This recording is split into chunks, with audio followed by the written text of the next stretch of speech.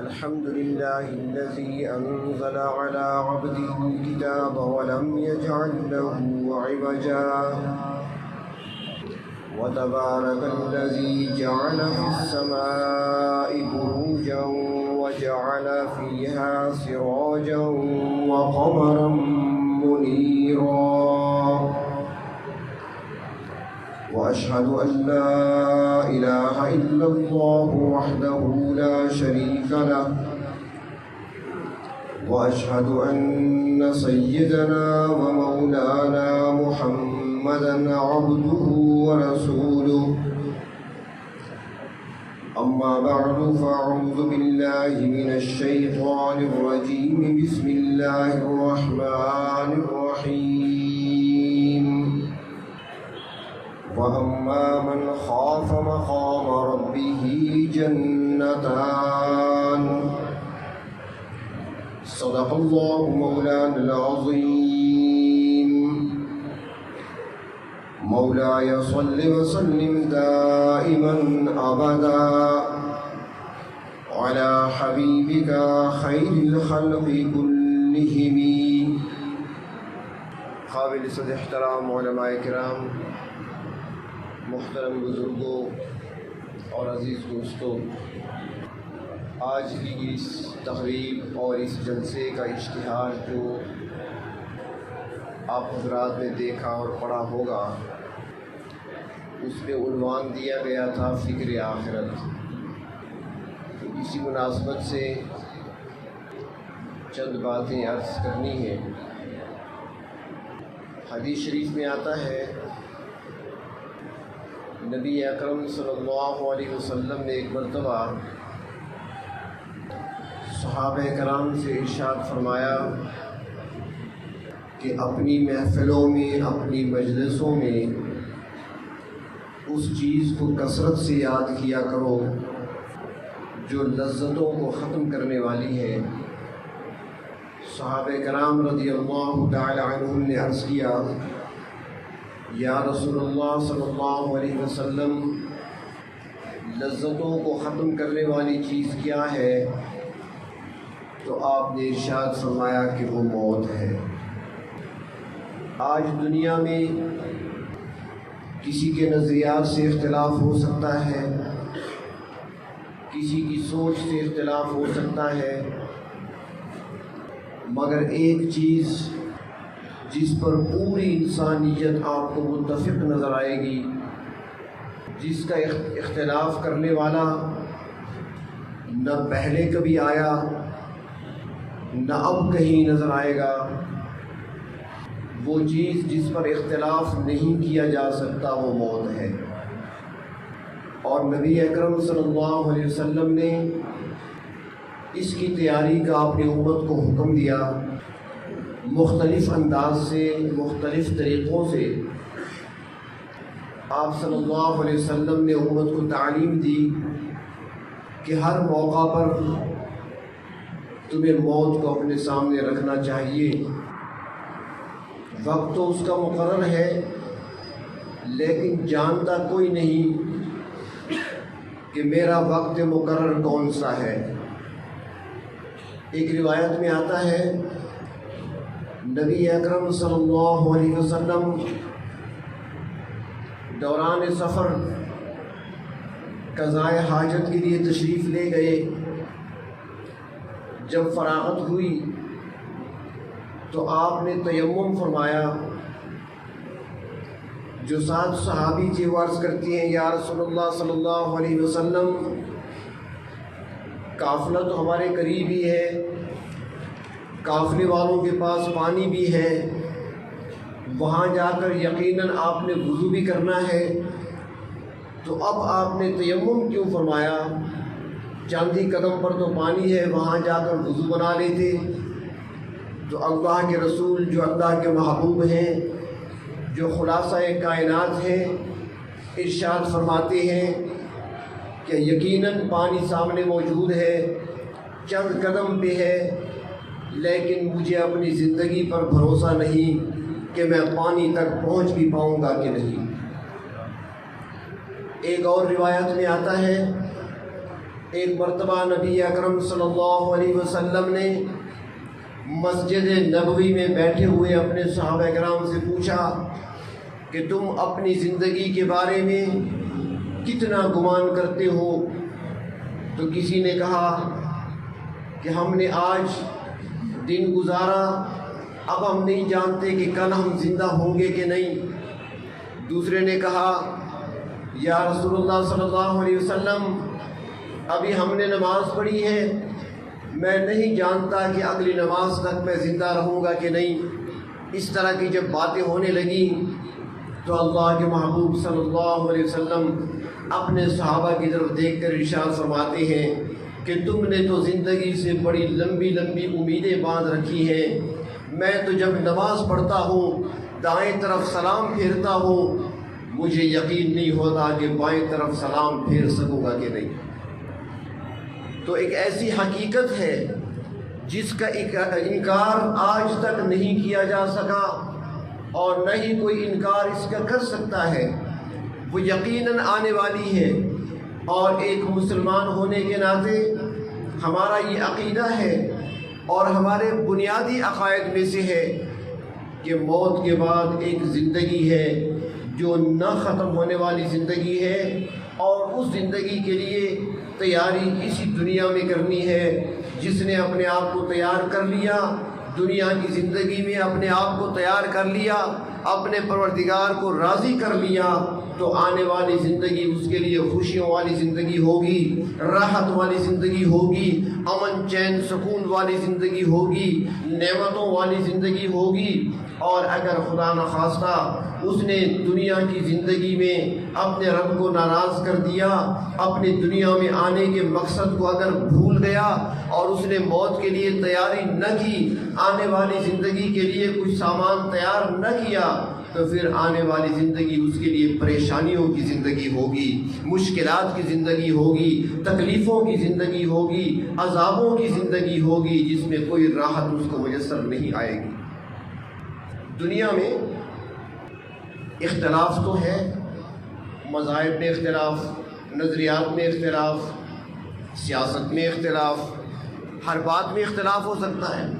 Doctor حضرات کا آپس میں اختلاف، تاجروں کا آپس میں اختلاف، لیکن چند چیزیں ایسی ہیں جس پر سارے کے سارے متفق نظر آتے ہیں، چاہے وہ مسلمان ہوں، چاہے وہ غیر مسلم، چاہے وہ پاکستان کے رہنے والے ہوں، چاہے وہ امریکہ میں رہنے والے یا برطانیہ میں رہنے والے، جہاں بھی انسان کوئی رہتا ہے اور وہ جس مذہب، جس نظریے، جس عقیدے سے تعلق رکھتا ہے، وہ جس جماعت، جس قبیلے، جس قوم سے، جس خاندان سے تعلق رکھتا ہے، چند چیزیں ایسی ہیں جو ہر انسان کے دل کے اندر خواہش کی صورت میں موجود ہے۔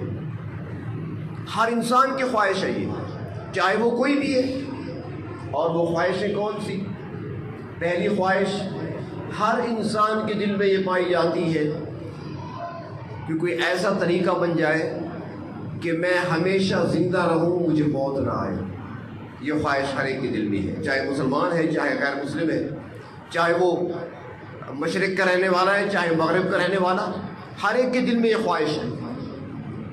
دوسری خواہش ہر ایک کے دل میں یہ ہے کہ میں ہمیشہ صحت مند رہوں، کبھی مجھے کوئی بیماری نہ لگے۔ اس کے لیے اسپتال بھی ہیں، اس کے لیے ڈاکٹر بھی ہیں، اس کے لیے اطباء بھی ہیں، اس کے لیے ادارے بھی ہیں، اس کے لیے تشخیصی مراکز بھی ہیں، ریسرچ بھی ہوتی ہے امراض پر، بیماریوں پر، ان کی ادویات پر، کس لیے؟ تاکہ بیماریوں کا خاتمہ کیا جا سکے۔ تو ہر انسان کی بحیثیت انسان کے، ہر انسان کی خواہش ہے کہ میں ہمیشہ زندہ رہوں، مجھے موت نہ آئے۔ ہر انسان کی خواہش ہے کہ مجھے صحت ایسی ملے کہ میں پھر بیمار نہ ہوں، بیماری میرے قریب نہ آئے۔ تیسری خواہش ہر انسان کے دل کے اندر یہ پائی جاتی ہے کہ مجھے تمغری ملے، مجھے مال و دولت ملے، ایسا ملے کہ جو کبھی مجھ سے چھینا نہ جائے، کبھی مجھ سے ضائع نہ ہو، میں ہمیشہ مالدار رہوں، ہمیشہ بنگلے کوٹھیوں میں رہوں، ہمیشہ گاڑیوں پہ گھوموں، ہمیشہ ہوائی جہازوں پہ سفر کروں، میرے مال میں کبھی کمی نہ آئے۔ ہر انسان کی خواہش ہے، چاہے چھوٹا ہے چاہے بڑا ہے، جہاں بھی رہتا ہے، جو بھی ہے۔ وہ یہ خواہش کرتا ہے بیماری نہ آئے، موت نہ آئے، غربت نہ آئے، یہ خواہش ہر انسان کے دل کے اندر ہے۔ تو اب خواہشیں ہمارے دل کے اندر کس نے رکھی ہیں؟ یہ خود بخود تو نہیں آئی نا، کسی نے ہمارے دل کے اندر خواہشوں کا برتن تو بنا کر رکھا ہے نا، جہاں پر خواہشات جنم لیتی ہیں۔ برتن تو ہے نا دل اندر، جسم کے اندر، اس برتن میں خواہشات جنم لیتی ہیں، خواہشات ابھرتی ہیں، پیدا ہوتی ہیں۔ اب وہ برتن کس نے بنایا؟ وہ اللہ رب العزت نے بنایا۔ یہ خواہش ہر انسان کے دل میں کس نے رکھی ہے؟ اللہ نے رکھی ہے۔ تو اب کیا یہ خواہش جو پوری انسانیت کی ہے یہ پوری بھی ہو سکتی ہے کہ نہیں؟ کیا یہ خواہش انسان کی پوری ہو بھی سکتی ہے کہ نہیں؟ اگر یہ پوری نہیں ہو سکتی تو اللہ نے بندے کے اندر یہ خواہش رکھی کیوں ہے؟ ایک سوال پیدا ہوتا ہے، یہ خواہش اللہ نے کیوں رکھی ہے جب اس نے پورا ہی نہیں ہونا تھا؟ تو اگر پوری ہونی ہے تو کیسے پوری ہوگی؟ تو اللہ نے فرمایا کہ چند روزہ زندگی تمہیں دنیا کی دے دی گئی ہے، یہ بطور دارالامتحان کے ہے، تمہارے لیے آزمائش کے طور پہ تمہیں بھیجا گیا ہے۔ میری رضا والے کام تم اختیار کر لو، مجھے دنیا میں تم راضی کر لو، اپنے اعضاء کا استعمال ویسا کر لو جیسا میں نے تمہیں حکم دیا ہے، ان چیزوں سے بچ جاؤ جن سے میں نے بچنے کا حکم دیا ہے، تو پھر یہ نعمتیں میں تمہیں ایسی عطا کروں گا، تمہاری ساری خواہشیں پوری ہو جائیں گی کہ میں تمہیں نعمتوں والی جگہ جنت عطا کروں گا۔ وہاں پر ایسی زندگی ہوگی جس کے بعد موت نہیں ہوگی، وہاں پر ایسی نعمتیں ہوں گی جو کبھی ختم نہیں ہوں گی، وہاں پر ایسی صحت ملے گی کہ وہاں پر کبھی بیماری آپ کے قریب نہیں آئے گی۔ مل سکتی ہے، تمہاری خواہشیں پوری ہو سکتی ہے۔ اس لیے علماء نے لکھا ہے نا کہ اللہ رب العزت نے ہمیں جو اعضاء عطا فرمایا نا جسم کی صورت میں، کبھی ہم نے غور نہیں کیا اس پر، کبھی ہم نے غور نہیں کیا اس جسم کے اندر اللہ نے کیا کیا رکھا ہے۔ قرآن حکیم ہمیں دعوت فکر دیتا ہے کہ اگر تمہیں کائنات کی چیزوں کو دیکھ کر پروردگار عالم کی معرفت حاصل نہیں ہوتی، اگر دنیا میں پھیلی ہوئی چیزوں کو دیکھ کر اپنے رب کو نہیں پہچان سکتے، تو آؤ پھر وفی انفسکم افلا تبصرون، اپنے وجود کو دیکھ لو، تمہارے وجود کے اندر کیا کچھ اللہ نے رکھا ہے۔ مثال کے طور پر زبان ہے نا جی، زبان کو اللہ نے قوت ذائقہ عطا فرمایا، یہ تو سارے جانتے ہیں، چھوٹے بڑے جانتے ہیں۔ قوت ذائقہ اللہ تبارک و تعالیٰ نے زبان کو عطا فرمایا، اس حد تک تو جانتے ہیں، لیکن آگے بھی دیکھیں کہ آج کل تو ریسرچ کا دور ہے، تحقیق کا دور ہے، ریسرچ کرنے والوں نے ریسرچ کی ہے، تحقیق کرنے والوں نے تحقیقات کی ہیں، وہ ایک انسانی جسم کے ایک ایک عضو کی گہرائی میں پہنچنے کی کوشش کر رہے ہیں۔ تحقیق کرنے والوں نے تحقیق کر کے بتایا کہ انسانی زبان کے اندر بظاہر گوشت کا تھوڑا سا چھوٹا سا ٹکڑا جس کو قوت ذائقہ ملی ہے، وہ فرماتے ہیں کہ اسی زبان کے اندر اللہ نے ایک ذائقہ نہیں 10,000 ذائقے محفوظ رکھے ہیں۔ 10,000 ذائقے زبان کے اندر۔ آپ کہیں گے کیسے؟ ابھی سیزن گزرا ہے، بلکہ ابھی ہے سیزن، مالٹے ملتے ہیں بازار میں، یہی زبان آپ کو بتائے گی یہ کنو کھا رہے ہو، یہی زبان بتائے گی کہ نہیں ہے تو مالٹا لیکن یہ شکری تم کھا رہے ہو، یہی زبان بتائے گی کہ ترش کھا رہے ہو، یہی زبان بتائے گی میٹھا کھا رہے ہو۔ ایک مالٹے کے کتنے اقسام ہیں، زبان ہر ذائقے کو پہچان دیتی ہے۔ آم آنے والے ہیں، کھجور آنے والی ہے، ان کو دیکھ لیں کتنے ذائقے، ایک ایک پھل کے کئی کئی ذائقے، اور یہ زبان آپ کو بتا دیتی ہے کہ یہ ذائقہ کون سا ہے۔ میٹھا تو سارا ہے، صرف میٹھا نہیں بتاتی ہمیں، بلکہ اس میٹھے میں کون سی قسم ہے وہ بتاتی ہے۔ 10,000 ذائقے اللہ نے زبان کے اندر رکھ دیے۔ تو بہرحال میں عرض کر رہا تھا کہ اللہ رب العزت نے اعضاء ہمیں دیے تو ساتھ ہی پرچہ بھی دے دیا کہ اب تم نے استعمال کیسے کرنا ہے۔ پاؤں دیے ہیں تو ان پر چل کر کس طرف جانا ہے، کہاں نہیں جانا۔ ہاتھ دیے ہیں تو کیا پکڑنا ہے، کیا نہیں پکڑنا۔ آنکھ دی ہے تو کیا دیکھنا ہے، کیا نہیں دیکھنا۔ کان دی ہے تو کیا سننا ہے، کیا نہیں سننا۔ زبان دی ہے تو تم نے کیا بولنا ہے، کیا نہیں بولنا۔ اس کے ذریعے سے کون سا ذائقہ چکھنا ہے، کون سی چیز نہیں چکھنی، بتا دیے سارا۔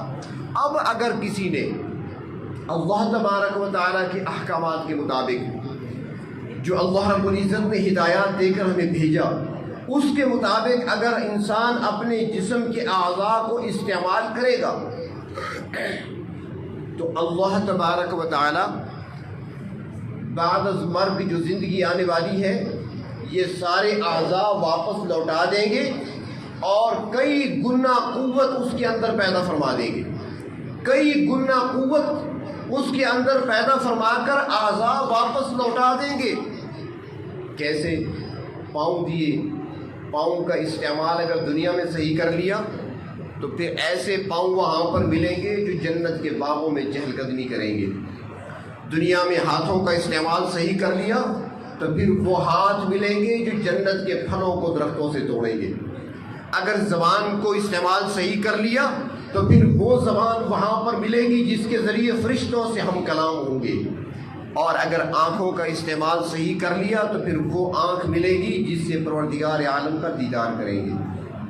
اور اگر ان اعضاء کا استعمال صحیح نہ کیا تو پھر وہاں پر یہ ساری چیزیں چھین لی جائے گی، کچھ نہیں ہوگا۔ قرآن کریم میں آتا ہے کہ وہاں پر کچھ لوگ ایسے ہوں گے کہ وہ اندھے اٹھائے جائیں گے، وہ وہاں پر کہیں گے اے پروردگار ہمیں اندھا کیوں کھڑا کیا گیا؟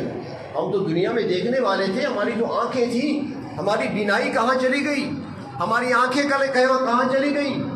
تو جواب دیا جائے گا کہ تمہارے پاس ہماری آیات آئی تھی، تم نے ہماری آیات کو بھلا دیا تھا، وَكَذَلِكَ الْيَوْمَ تُنسَىٰ، آج ہم نے تمہیں بھلا دیا۔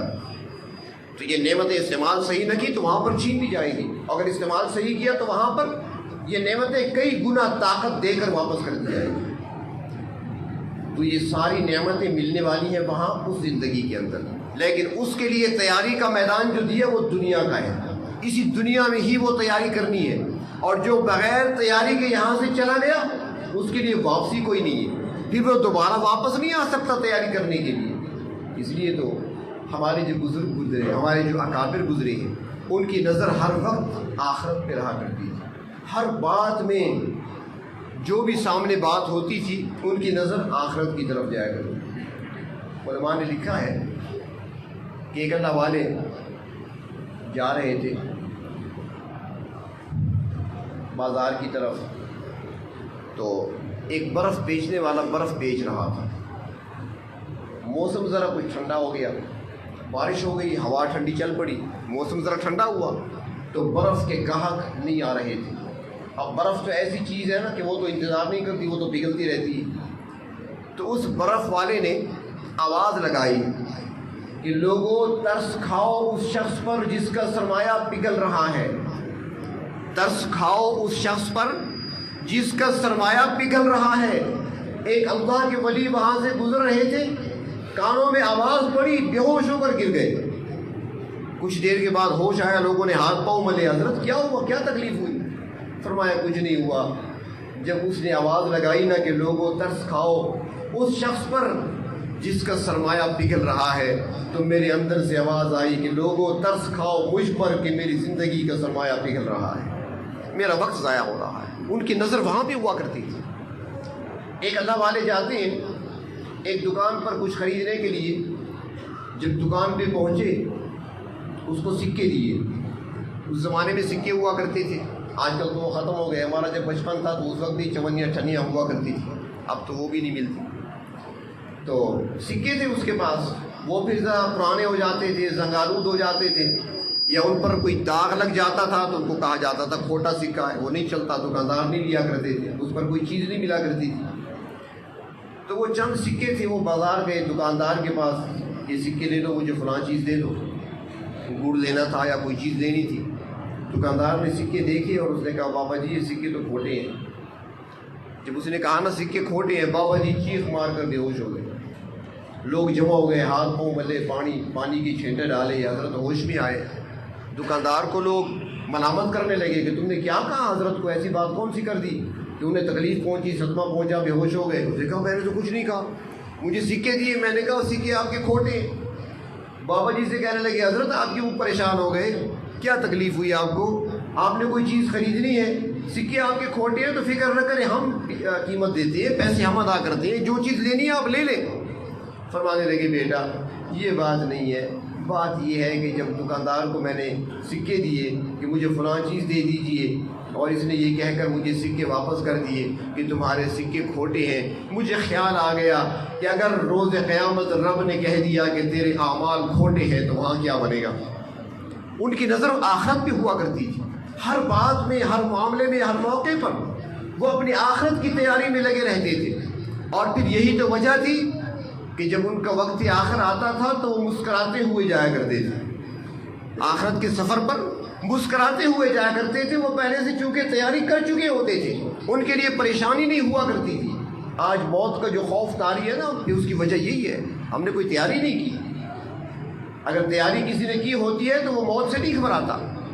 موت تو ایک پل ہے جو بندے کو رب سے ملا دیتا ہے، موت تو ایک پل ہے جو دنیا سے جنت تک پہنچانے والا ہے، لیکن اس کے لیے جس نے تیاری کر لی۔ محدثین میں سے ایک محدث گزرے ہیں، حضرت ابو زرع رحمۃ اللہ علیہ۔ اللہ نے ایک مقام دیا تھا، مرتبہ دیا تھا، علم بھی عطا فرمایا تھا، اور ایسے چھوٹے موٹے عالم نہیں تھے، بہت بڑے محدث تھے۔ ان کو کتنی حدیثیں یاد تھیں تو اس کے بارے میں علماء نے لکھا ہے کہ ایک مرتبہ ان کے ایک شاگرد کی شادی ہوئی، اور شادی کے تو 4 دن گزرے، وہ صبح صبح آئے، استاد محترم کی نظر پڑی اپنے شاگرد پر تو چہرے سے پہچان گئے کہ آج پریشان ہے، اور شاید ایسی پریشانی تو میں نے پہلے کبھی نہیں دیکھی اپنے شاگرد کے چہرے پر۔ قریب بلایا اور ان سے کہا کہ بیٹا کیا ہوا، میں تمہیں پریشان دیکھ رہا ہوں، جبکہ تمہاری 2-3 دن پہلے شادی ہوئی ہے، نوجوان تو خوش ہوا کرتے ہیں شادی کے بعد، کیا ہوا؟ وہ کہنے لگے کہ حضرت بہت برا ہوا۔ تو انہوں نے کہا کہ بھئی کیا ہوا، مجھے بتاؤ۔ تو وہ شاگرد ان کے کہنے لگے کہ حضرت بات یہ ہوئی کہ میں چونکہ سبق میں یہاں پر حاضر رہتا ہوں، شادی کا پہلا دن جو تھا وہ تو میں حاضر نہ ہو سکا، دوسرے دن میں یہاں پہ حاضر ہوا، گھر دیر سے گیا، تیسرے دن پھر ذرا تاخیر سے گھر گیا، تو کل شام جب گھر پہنچا تو بیوی نے پوچھا کہاں چلے جاتے ہو، رات کو دیر سے کیوں آتے ہو؟ تو میں نے کہا میں اپنے استاد صاحب سے حدیث شریف کا سبق پڑھتا ہوں، احادیث یاد کر رہا ہوں، وہاں مجھے دیر ہو جاتی ہے۔ تو میری بیوی نے مجھے کہہ دیا کہ تمہارے استاد کو آتا ہی کیا ہے جو تمہیں پڑھائیں گے، تمہارے استاد کو آتا ہی کیا ہے جو تمہیں پڑھائیں گے۔ استاد محترم اس نے کہا مجھ سے یہ بات برداشت نہ ہو سکی، آپ کی شان میں گستاخی مجھ سے برداشت نہ ہو سکی، اور میں نے بیوی سے کہا کہ اگر میرے استاد محترم کو 1,00,000 حدیثیں زبانی یاد نہ ہوئی تو تمہیں 3 طلاق۔ اب استاد محترم میں پریشان ہوں، 1,00,000 حدیثیں تو آپ کو یاد نہیں ہوں گی، وہ تو طلاق ہو جائے گی۔ تو وہ محدث کہنے لگے، ابو زرع رحمۃ اللہ علیہ کہنے لگے بیٹا خوشی خوشی جا کر زندگی گزارو، 1,00,000 حدیثیں تو مجھے ایسے یاد ہیں جیسے تم لوگوں کو سورۃ فاتحہ یاد ہے۔ یہ لوگ تھے علم والے۔ اور پھر جب آخر وقت آتا ہے کیونکہ وہ تیاری کر چکے تھے، تو بڑا عجیب انداز تھا کہ طلباء کو پڑھا رہے ہیں، طالب علم بیٹھے ہیں سامنے، حدیث شریف پڑھا رہے ہیں۔